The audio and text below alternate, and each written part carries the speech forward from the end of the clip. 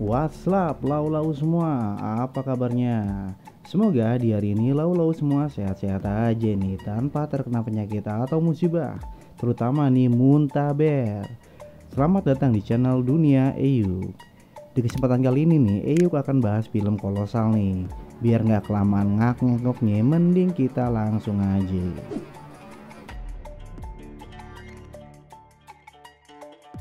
Oke, buat bapak-bapak zaman 80-an nih, pasti akrab sama ajian serat jiwa.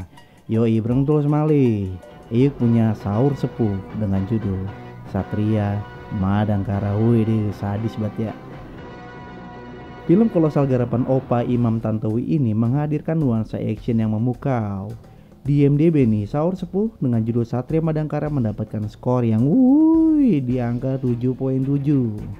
Oke, kita lanjut ya. Film dibuka dengan scene Raja Wirakmawardhana yang merupakan menantu Prabu Hayam Wuruk dan juga Raja Majapahit.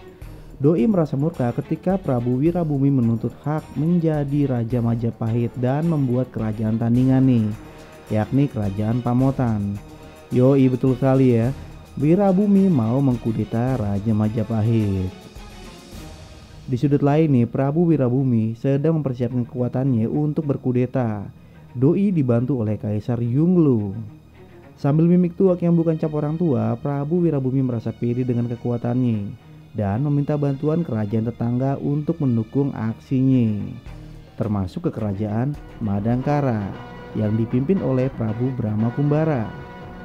Sementara itu, Prabu Brahmakumbara yang tahu perselisihan antara saudara di kerajaan Majapahit ingin mendamaikan mereka nih, lalu mengirimkan utusan ke kerajaan Pamotan. Namun di perjalanan, utusan Brahma yang dipimpin oleh Tumenggung Adiguna dihalangi oleh Tumenggung Bayan. Tumenggung Bayan meminta paksa surat dari Brahma dan terjadilah pertarungan antara utusan Brahma dengan pasukan Tumenggung Bayan. Jurus demi jurus dikeluarkan, namun Tumenggung Bayan mengeluarkan ajian yang sangat hebat.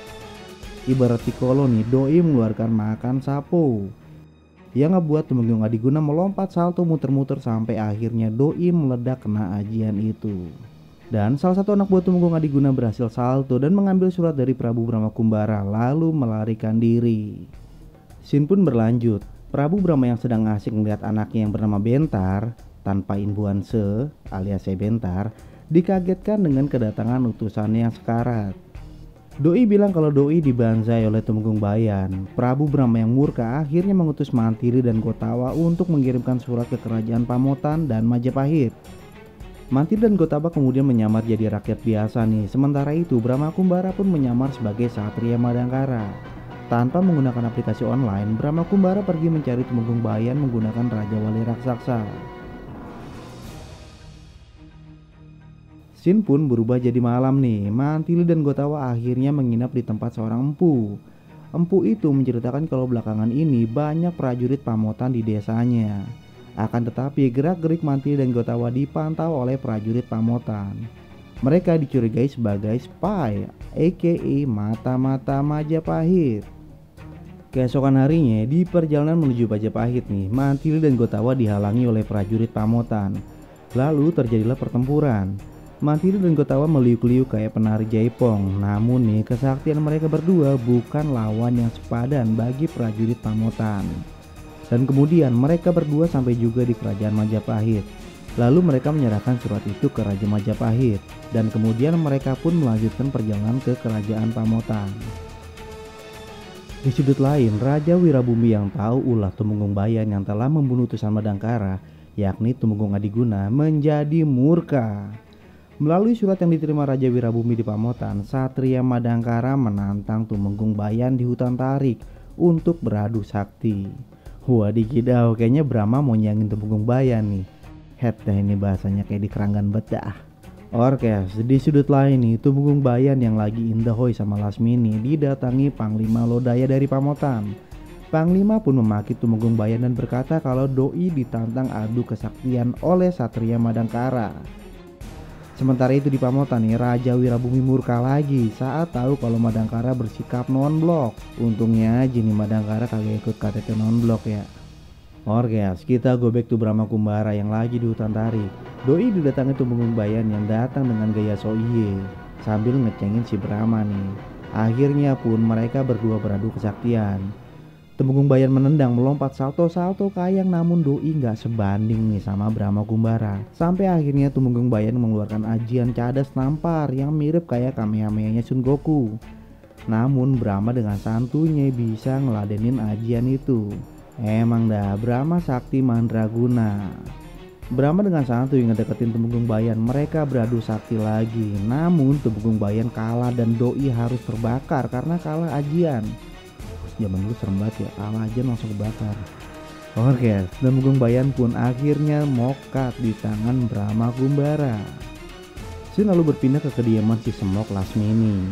Lasmini yang marah nih karena cem-cemannya Koit, lalu menaruh dendam. Dendam kesumat kayaknya nih. Lalu Lasmini mengunjungi sobatnya si Mata Elang. Untungnya aja di situ kagak ada si Buta dari Gua Hantu. Orkes kita lanjut ya. Di tengah perjalanan nih Brahma Kumbara dapat surat tantangan dari Lasmini. Dengan santunya Brahma Kumbara nerima tantangan itu. Yoi, emang Brahma emang bener-bener gentleman ya. Sin pun lalu berpindah ke suatu sudut di hutan nih. Lasmini tampak hebring melihat kedatangan Brahma Kumbara yang berjalan santuy bet. Lasmini yang bukan tandingan Brahma pun kalah. Namun Lasmini yang tahu kalau doi bakalan kalah malah merayu Brahma Kumbara. Di sudut lain nih, Mantili ngerasa gedek banget sama kelakuan Lasmini. Dan tiba-tiba aja nih si Mata Setan datang. Doi lalu menyerang Brahma. Brahma akhirnya meladeni si Mata Setan. Di sudut lain, Mantili yang udah gedek sampai kubun-ubun lalu menyerang Lasmini. Lasmini pun kabur sedangkan si Mata Setan masih bertarung dengan Brahma. Bagaikan Cyclops di film X-Men, si Mata Setan ngeluarin laser dari matanya. Dan Brahma yang udah kesel akhirnya ngeluarin jurus andalannya, yaitu ajian serat jiwa. Si Mata Setan pun akhirnya kalah. Sin pun berpindah. Perjalanan Brahma Kumbara pun tertahan oleh pasukan-pasukan Majapahit yang keluar hendak menyerang Pamotan. Di sudut lain, Lasmini pun mengejar Brahma Kumbara dan kawan-kawan dengan membawa kawan-kawannya nih. Dan saat Brahma DKK lagi istirahat, Lasmini DKK datang dan menyerbu Brahma. Terjadilah pertarungan yang aduhai. Asli nih film ini emang banyak banget adegan berantem nih. Untungnya aja kagak ada Polytron aka polisi sinetron. Orkes kita pindah ke Lasmini dan Mantili yang sedang bertarung. Mereka berdua mengadu kesaktian sampai akhirnya Mantili ngeluarin ajian yang Eyuk sendiri kagak tahu ajian apa. Yang pasti banyak banget asap dan kayaknya bau banget. Entah bau kentut apa bau keteknya Mantili. Lalu Lasmini dengan mata melotot ngeluarin ajian angin ribut yang ngebuat Mantili, Gotawa dan Poldanya Brahma pingsan. Lasmini lalu membawa mereka semua. Sementara itu Brahma masih berkutat melawan gurunya Temenggung Bayan. Brahma yang udah gedek akhirnya ngeluarin ajian serat bumi lagi. Untung buminya kagak diserat-serat abis ya. Ibarat penggabungan Scorpio dan Raiden di film Mortal Kombat nih, Brahma menarik musuhnya dan menyetrum doi. Dan seketika itu doi koit oleh Brahma. Lalu Brahma pergi dan mencari Mantili, Gotawa dan juga Poldanya ke Bukit Kalam. Sin pun berpindah nih. Konflik antara Majapahit dan Pamotan berujung ke sebuah perang yang dinamakan Perang Parekrek. Di scene ini nih Babang DOP menghadirkan shot yang megah pada zamannya. Orkes kita lanjut aja ya. Peperangan sengit pun terjadi dan rupanya pihak Pamotan tidak kuasa menahan kekuatan Majapahit. Di sudut lain Brahma nyambangin kediaman si Mata Setan yang udah ketakutan. Namun gerak-gerik Brahma diendus. Jabuset diendus sudah kayak apaan aja. Yoms, gerak-gerik Brahma diendus oleh orangnya Lasmini. Setelah itu Lasmini DKK kabur. Orkes kita go back to kerajaan Pamotan. Raja Wirabumi murka lagi karena nih Prabu Mapel mengkhianatinya dengan mendukung Majapahit. Keesokan harinya nih peperangan pun berlanjut. Namun sekarang Majapahit dengan kekuatan penuh menyerang Pamotan. Majapahit yang gak mau ngebuang kesempatan itu terus menyerang pasukan Pamotan sampai ke kerajaannya. Di sudut lain di sebuah rumah, Mantili, Gotawa dan Poldanya Brahma berhasil kabur dan mereka pun pergi ke Majapahit. Sementara itu di Pamotan nih, Prabu Wirabumi mengajak ibundanya untuk kabur. Namun ibundanya kagak mau dan tetap bertahan di istana Pamotan. Lalu Prabu Wirabumi pun kabur. Sementara itu prajurit Majapahit terus merangsek masuk ke Pamotan. Dan akhirnya perang di Pamotan pun berhenti setelah ibunda Wirabumi menghentikan peperangan. Lalu pasukan Majapahit pun pergi dan mengejar pasukan Wirabumi yang kabur ke selatan. Namun akhirnya nih pasukan Wirabumi dihentikan dan terjadilah peperangan yang menyebabkan Wirabumi koit dengan kepala yang terlepas. Sin pun lalu berpindah ke kerajaan Majapahit. Raja Majapahit mendapatkan hadiah yaitu kepala Raja Wirabumi yang koit oleh Patih Majapahit. Sang raja meminta Patih menguburkan jasad dan kepala Wirabumi dan mendirikan candi untuk Wirabumi. Di sudut lain nih, Brahma Kumbara masih tetap mencari Mantili, Gotawa dan Sang Polda menggunakan burung Raja Wali raksasa. Lalu film pun selesai.